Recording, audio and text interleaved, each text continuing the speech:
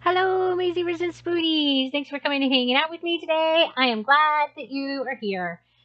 Today, I'm going to be doing something a little bit different just because, well, I like trying new and different things because I get easily bored because my little squirrel brain says that we should try doing new things and different things. So, today, I'm going to be looking at my meme collection and kind of responding to it with you and just kind of sharing some of the memes and pictures and things that I've been hoarding up that are related to chronic illness and just kind of seeing what kind of discussion that provokes in me. So the first picture that you see here is my um, logo, I guess you would call it. It is the zebra pig that was created courtesy of my daughter, the dragon, who made this beautiful little zebra pig for me. And I am very grateful that she gifted me her very cool little art guy. Chronic illness is weird in that if a healthy person got ill for a week with the symptoms I deal with every single day, they'd likely rest and do the bare minimum for that week. But because my symptoms are forever, I am meant to live life as normal no matter how dreadful I feel. Oof. Yeah, yeah. I feel like when you have chronic illness, it really just doesn't matter like how awful you feel that day. You are expected to function on the level of an able-bodied person because you're not acutely ill and therefore you're not sick and you're not in any kind of acute distress. And it's a challenge when I'm like working and I'm trying to balance my management of my chronic illness and my health and well-being with being a good employee and maintaining an income. I have to decide whether or not each shift that I'm feeling crappy is crappy enough to warrant calling out, because you can't call out every time that you feel like crap. It just doesn't work that way. Like if you do that, you're not going to keep your job. So it's kind of craptastic because if somebody who didn't have chronic illness felt the way that I do most of the time and they called out because of the way that they were feeling, people would feel that they were justified in doing that. And yet, if I called out on a regular basis because of my chronic illness, I would be treated as though I were taking advantage of the system, abusing the attendance, blah blah blah. It would just not be well received. It is okay to feel unwell sometimes. It is more than just sometimes for me. It is still not something that you did wrong. It is not your fault. You're handling things as well as you can, and you're doing a great job.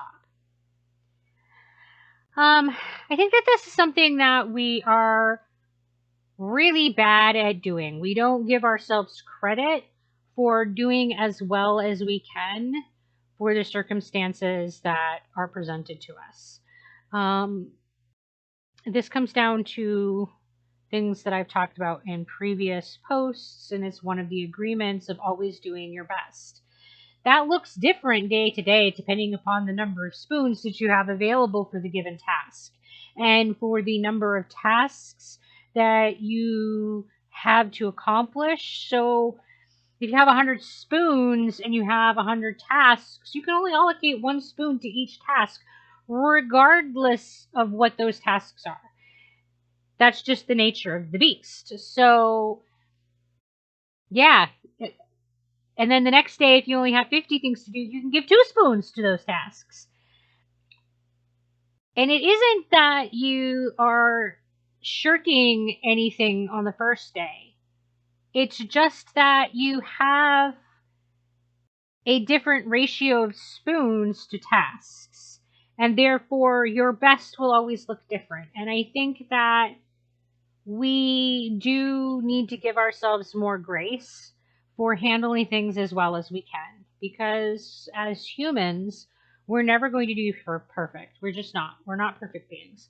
And we're not always going to achieve the objectives and the goals and the standards that we set for ourselves. In fact, I would say that the majority of people set realistically speaking unachievable goals for themselves. I find this to be the case with most individuals with chronic illness, and especially with neurodivergence, that we have this pattern of setting a really high standard, and that perfectionism makes it very difficult for us to acknowledge that we really are truly doing as well as we can in a context of the situation that we're in with the resources that we have. And that is the definition of doing a great job.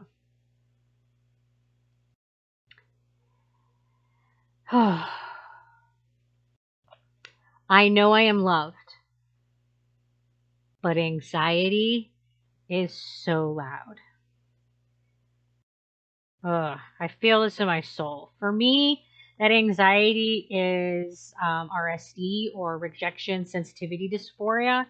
I absolutely feel this anxiety and hear that voice of this imp that constantly feeds me the crap about not being loved and not being good enough. But at the same token, I genuinely, truly know and believe that there are people in my life that love me wholly for who I am, who have seen me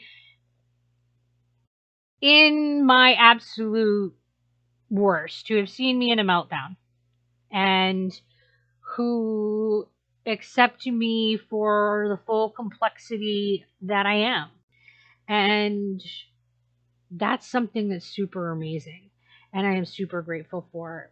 But that doesn't stop this anxiety imp, the RSD imp, from telling us lies. But please, please don't believe the imp. Believe the part of you that's telling you that you're loved. My entire life can be summed up in one sentence. Well, that didn't go as planned. Oh, the number of times that I have said to myself that something went better in my head is uncountable. I don't even know. I don't even know the number of times in my life that I had this great idea in my head, and then when it came to the execution of said idea, it turned out to be an absolute chaotic crap show. Like, just exploding around me, and I just look around and go, well, that works better in my head. Because I can tell you that I don't plan chaos. That's not how I want my day to go. I don't wake up in the morning and go, I shall reign with chaos. No, no, that's just what happens when the squirrels start getting rowdy up in my head, and either the plan doesn't get executed as planned, or because executive dysfunction is what it is, the planning didn't go as well as it should have. Yeah.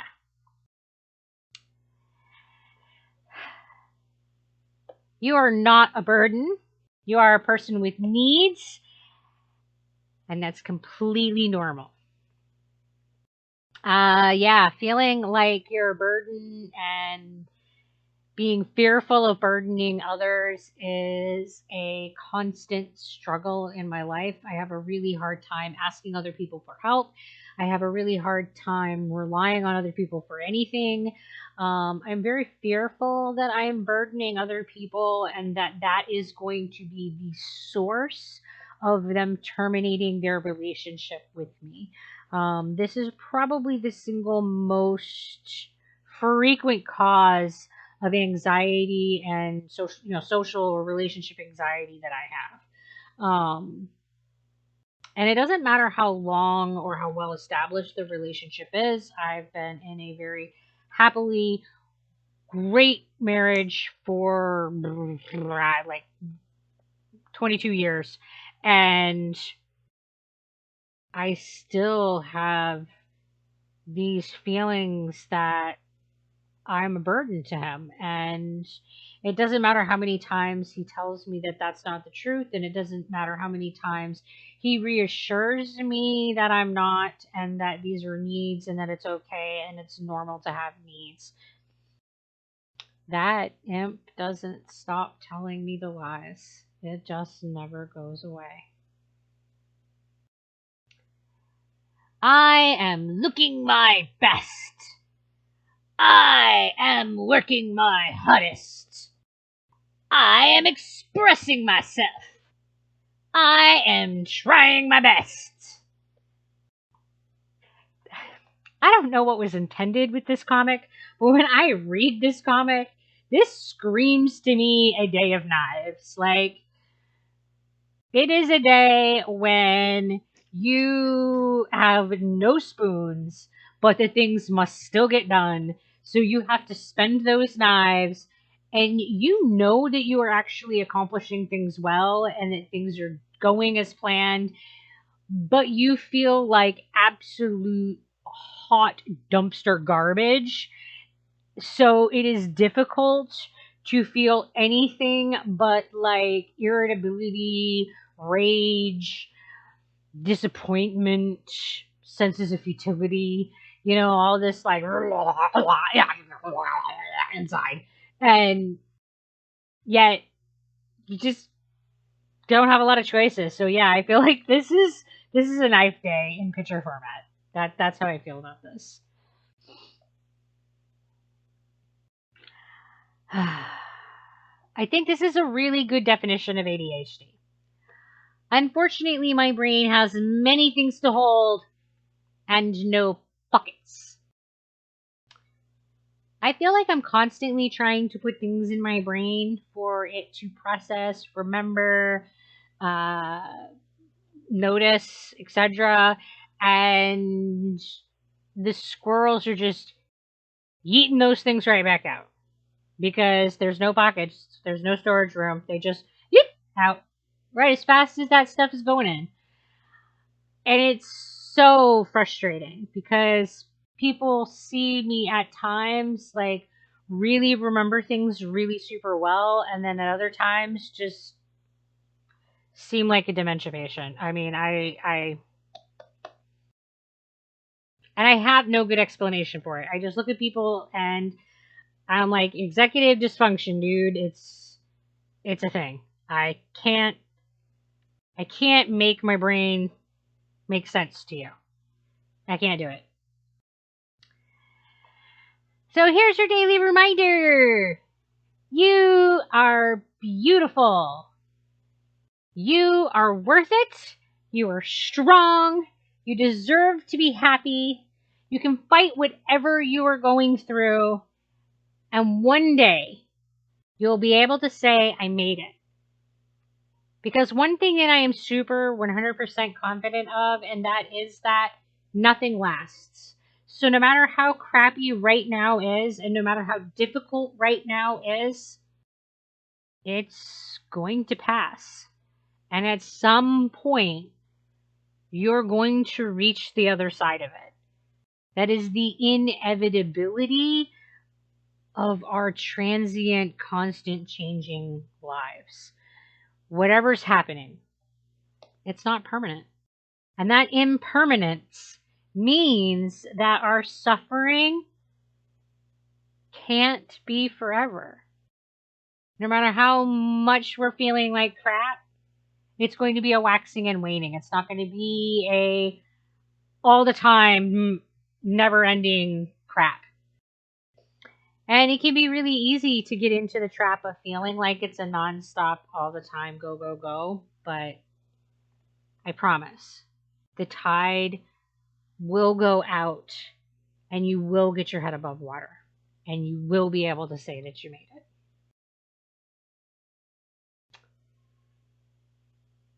Trying to learn which thoughts are toxic and which ones are safe. So I really think that this is an interesting idea, and I think it's a really important idea, and it's one that we talk a lot about in mental health. And it's used a lot in CBT treatment.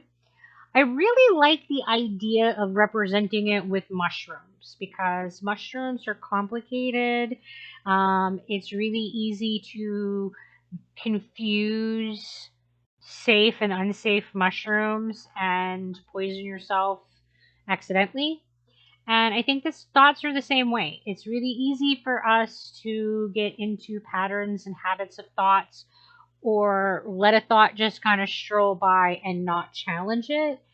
We often find we often fall into the trap of because it's our thought, we own it, and therefore we have to either do something with it or take ownership of it or we're a part of it.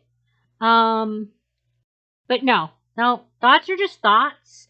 And just because you have a thought doesn't mean that that's how you really think. That doesn't mean that's how you really feel. It doesn't mean that that thought represents you as a person in any way, shape, or form. It doesn't mean that you need to take ownership of that thought. And it doesn't mean that you need to do anything with that thought or act on that thought. That thought can just be there taking up space.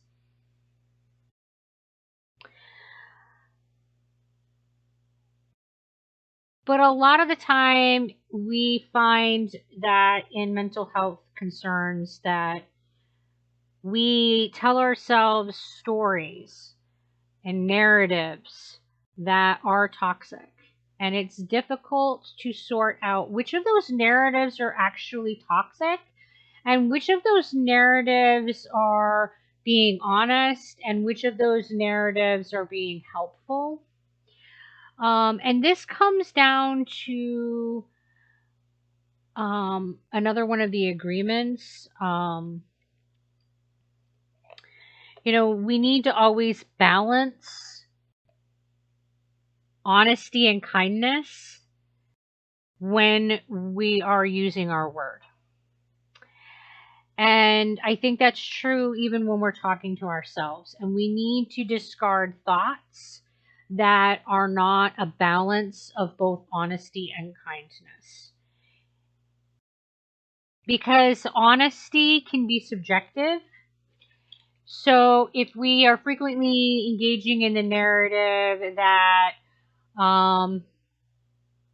we're stupid, say that's a narrative that you've been engaging in your mind since you were a young individual, that's a toxic thought. Like, believing and buying into that narrative paints yourself into the role of being a stupid person, and it defines you to yourself as the stupid character, and therefore you will play this stupid character role because that's what you believe yourself to be. So this isn't a kind thought, and it's not a helpful thought, and it's debatable as to whether or not it's an honest thought, because intelligence is a very subjective, unmeasurable trait. And the majority of things about people are subjective and unmeasurable. We can't take a yardstick and determine whether or not someone is brave.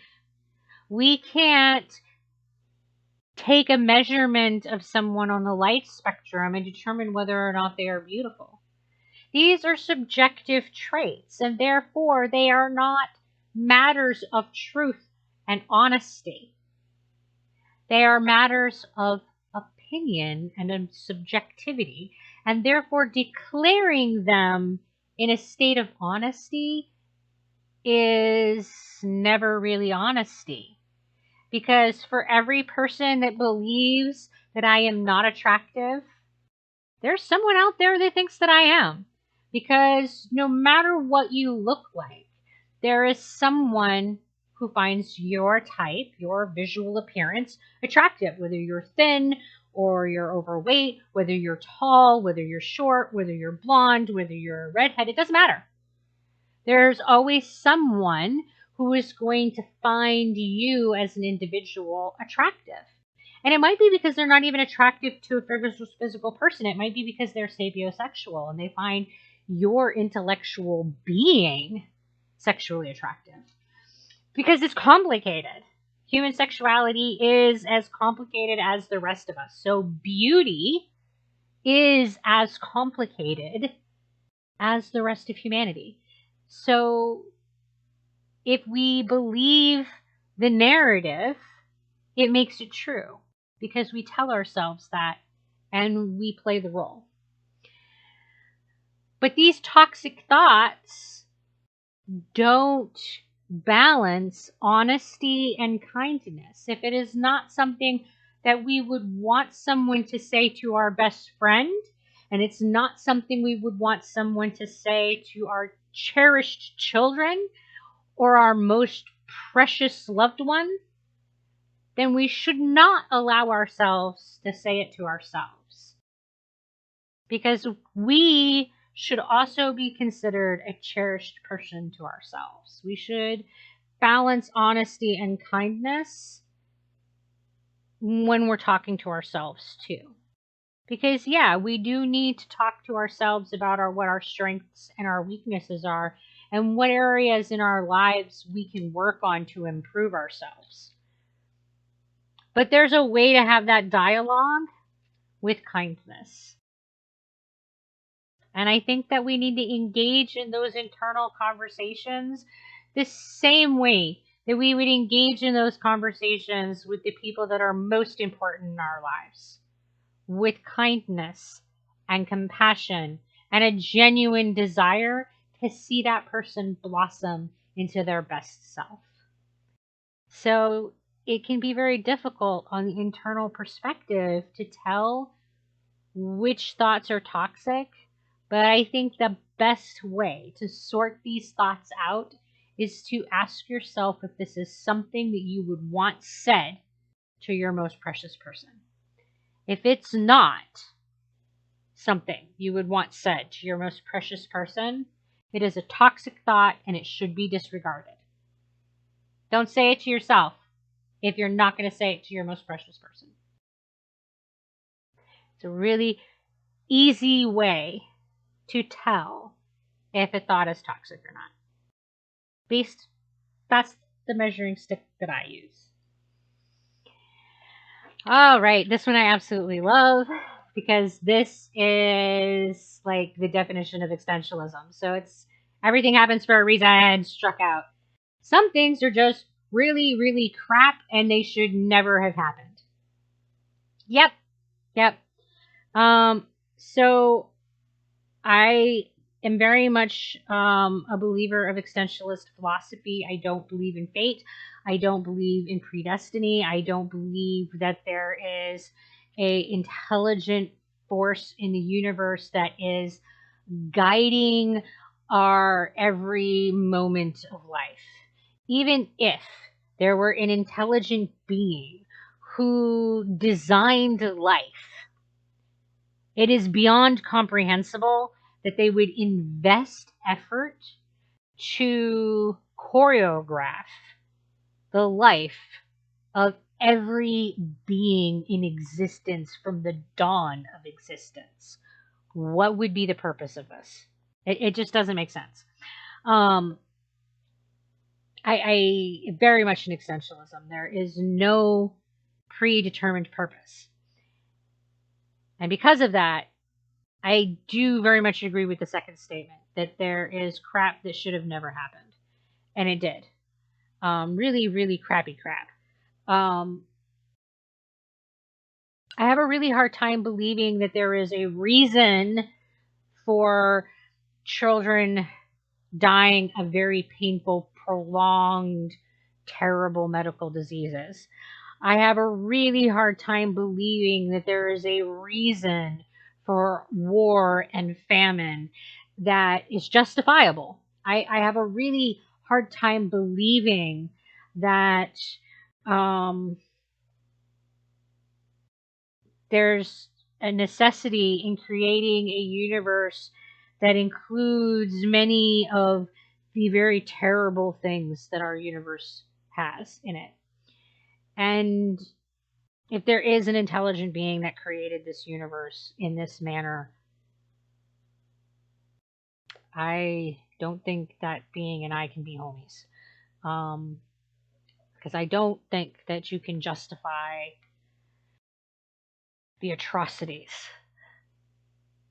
the genocide, the parasites that eat the eyes of children. There's no reason for this. None. Ugh.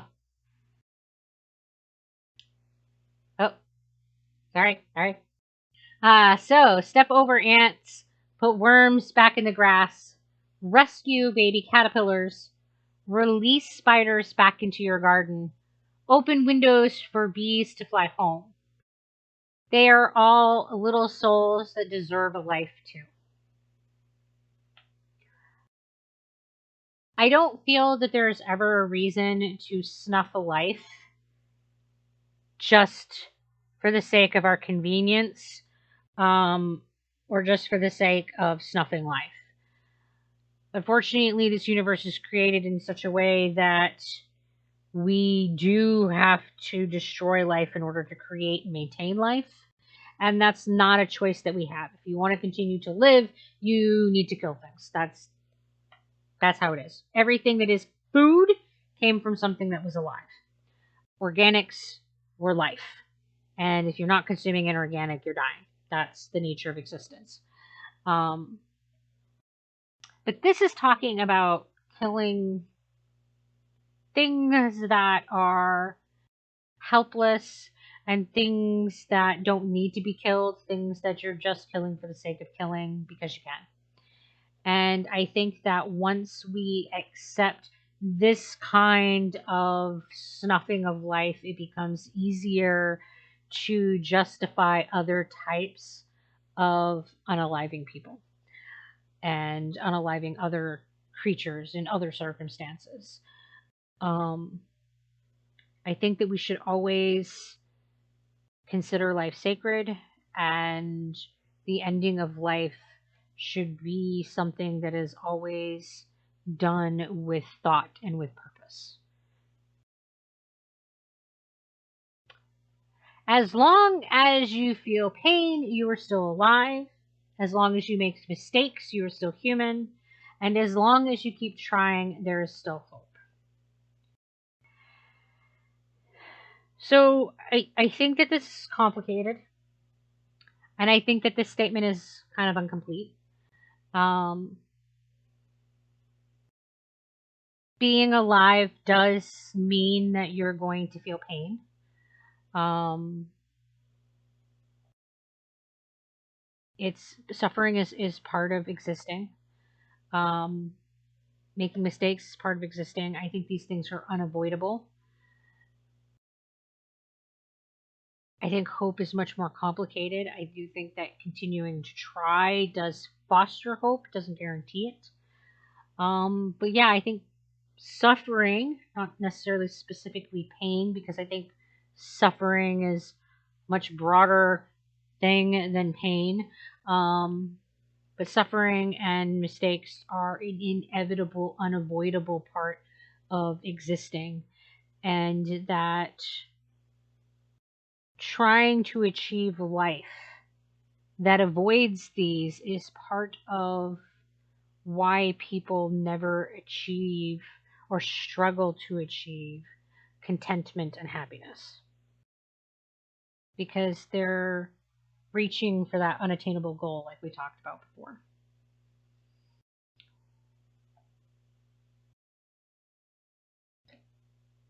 Spare no day, no minute, no second. Time isn't promised, but it is permitted.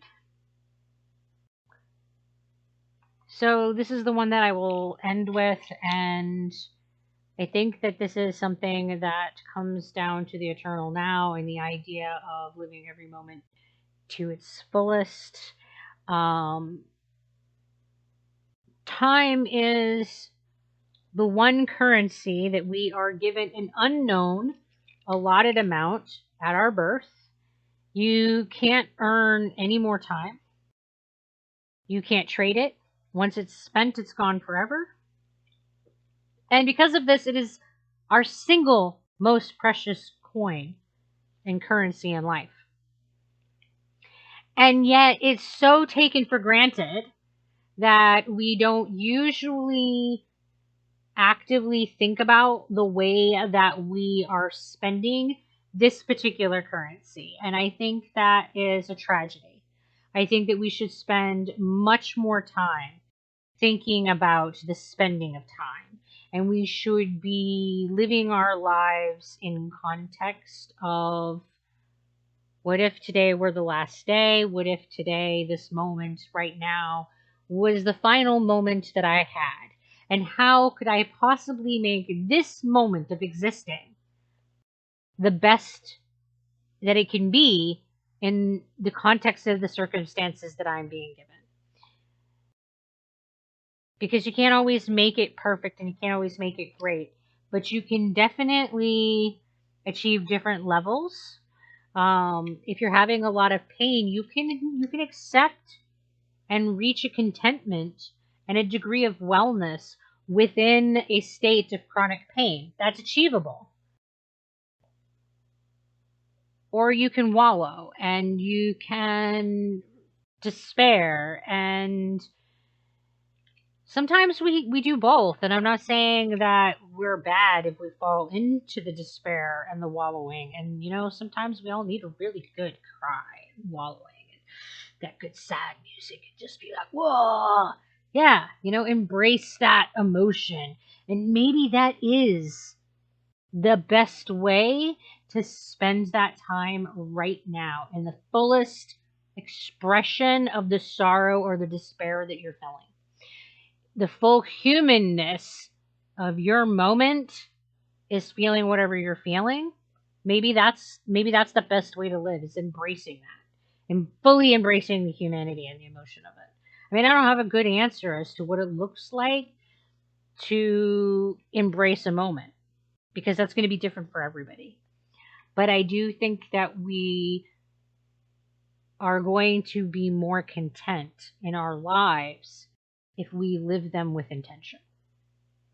So thank you for coming and visiting to me today and spending time with me. If you liked this video, please hit the like button. It really does help. And, until we see each other again, you guys stay well and live your lives with intention. Bye.